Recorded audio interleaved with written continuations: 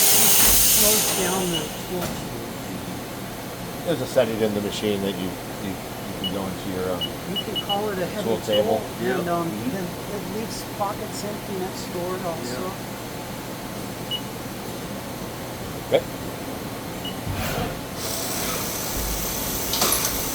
So that's a roll form tap. Yeah, that's roll tap.